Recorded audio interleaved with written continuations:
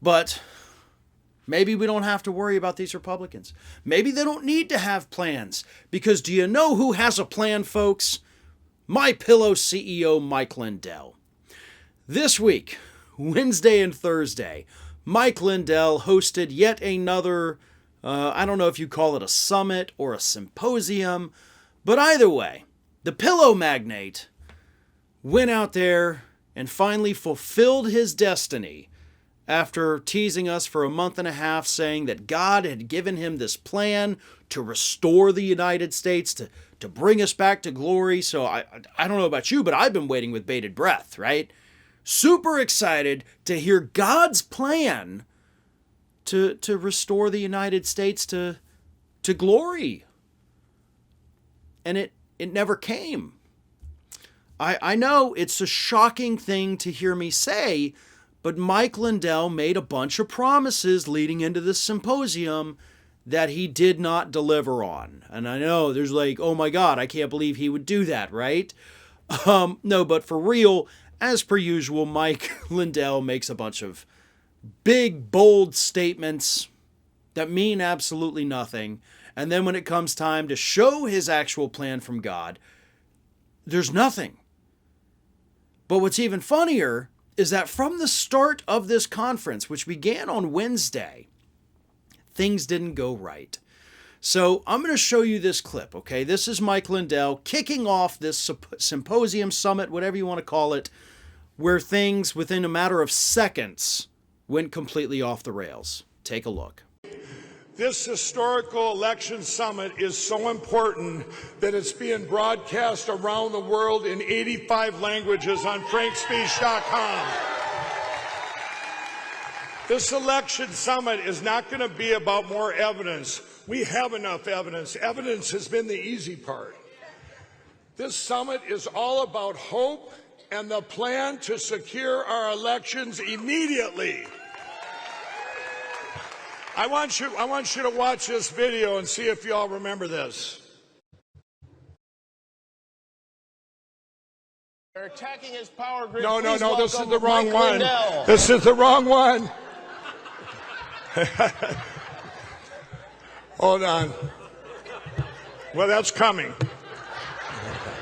Wow. So I'm glad he said that he wasn't going to talk about, voter fraud. I've proven that enough. I don't have to prove it anymore. Tell it to the judge.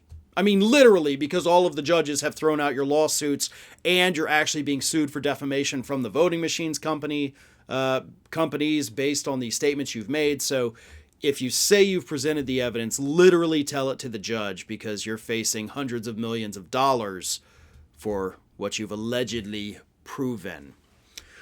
And then the Kimmel clip, right? Absolutely hilarious. So here's the other thing about this, right? Obviously, Mike Lindell's not running the computer playing the clips, but his guys in the back are, his tech team. And Mike Lindell has told us for the last 2 years that he's got the best tech. I got the best cyber guys, the tech guys. They know all of this. They can't even figure out which frickin' clip to play, okay?